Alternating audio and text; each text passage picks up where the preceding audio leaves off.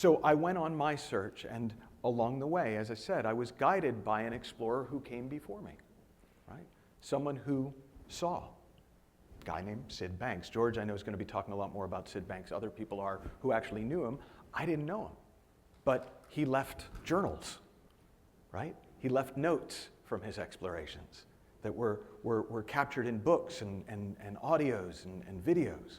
And so I looked at his notes because I thought that would be really helpful as I went on my exploration, not as a substitute for my exploration.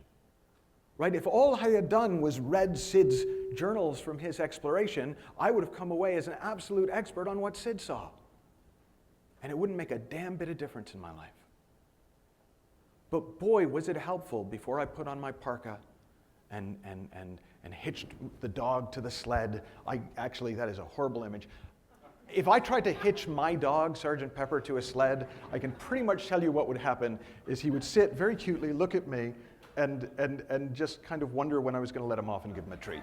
It would go nowhere. But anyways, it's a metaphor. So I would hitch my dog to the sled, right? And it was really useful to have access to Syd's journals, to Syd's experience, to Syd's guidance as I went on my exploration. And so here are the 5 things that came to me when I was thinking about this that I found probably most helpful. And the first one is the most annoying one. You might find another one more annoying than this, but which is, don't listen to my words.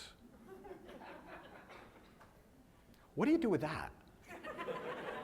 Right? Like when I came in with my notebook, that was like the second most frustrating thing. The most frustrating one was when I found myself writing down, he who memorizes one single word of truth realizes that he does not know. Oh, scratch. Right? You know, don't listen to my words. Well, all I can tell you is what that has meant to me. It's meant, don't worry about the articulation. Worry about, and I use worry loosely, but worry about seeing something worth articulating. Right? We spend, in my mind, far too much trying to figure out how to talk about this and far too little time really getting to know what this is. You will never go wrong going deeper. It's easy to go wrong getting more fluid in your articulation. So that, to me, is what I took from don't listen to the words. Right? It's not in the words point to something. It's not in the point, it's actually looking where the point is pointing, right? So second piece of advice, guiding point from Syd's notes, Syd's journals. Listen to truth and search for beautiful feelings. Well, I liked that one. I like that one, and that's something you're going to have an opportunity to do over the next 3 days, is listen to truth. Listen to each of us doing our best to speak truth. Not our truth specifically, but that which is true beyond our articulation or interpretation of it. And in fact, I've read in certain places where Syd says the only way to raise your consciousness is to hear truth. So listen to truth and search for beautiful feelings. He would often say, if you listen to recordings, it's in the feeling. And it's a beautiful feeling. Now, I made up so much about that, right? I made up that it was a very specific feeling, and how would I know the feeling, and could I recreate the feeling in my body, and if I stood this way, would I feel it more than if I stood that way? And I mean, I just went to town with it, but I also had moments where I just found myself in beautiful feelings. And in those moments, I kind of got it. There was kind of nothing else to do. That was almost like the ground from which I could explore, were those beautiful feelings that would come up, and that come up for all of us as our thinking quiets down. They seem to be part of the nature of this thing that we could call happiness. Well, the third thing that I got that Syd said about how do you explore this, right, was look in a direction and do nothing.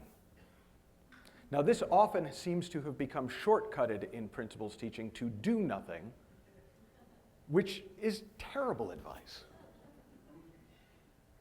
In the context of look in a direction and do nothing, it's the only sane piece of advice you could have. Do me a favor, look behind you. Literally, look behind you, right? Okay, and look. Now, if you're not looking, you're doing research. If you look, you're exploring. Look behind you. Keep looking behind you. Don't worry, I'm not going to put on a funny hat, right? And do nothing. And notice what starts to happen. And my guess is that as you look in a direction and do nothing, you'll start to see more. Because that's what happens when we look in a direction and do nothing. We see more. We don't have to try to see. We don't have to look for something particularly. If we look in a direction and do nothing, we will see more and more and more. That's it. That's what you do. If you want to know, how do I do this better? That's what you do. Now, the problem with that, for my overactive head, was, well, which direction? Right? Which direction do I look in, Syd?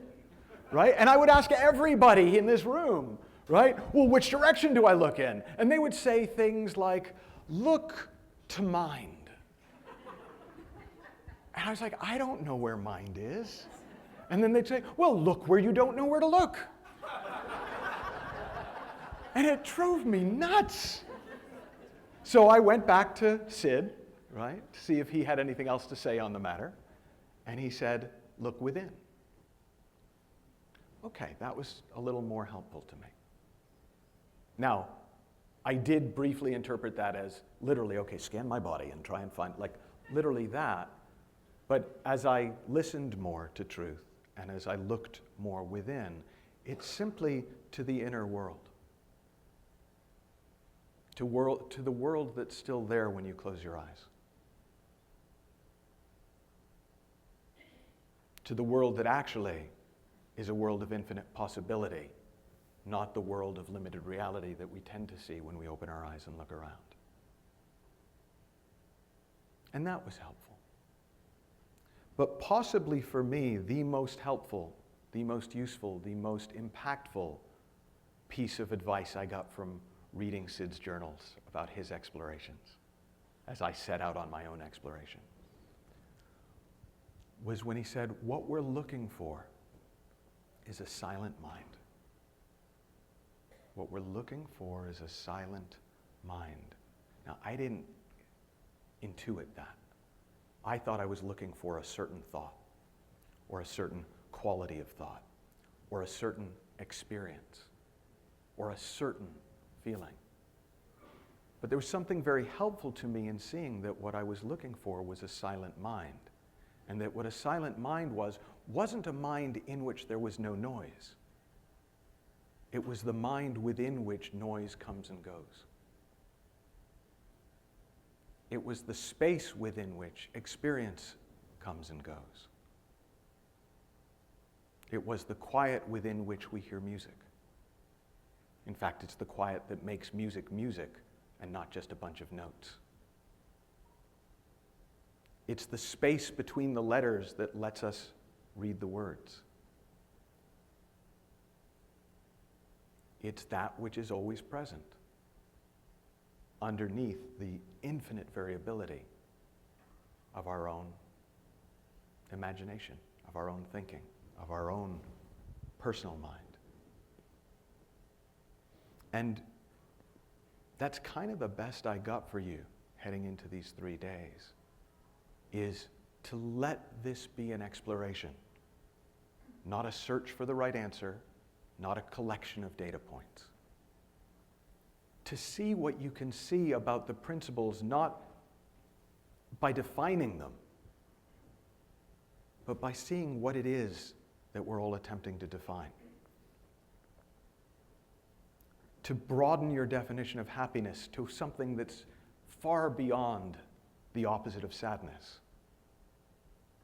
And as best you can, to look within and look for a silent mind.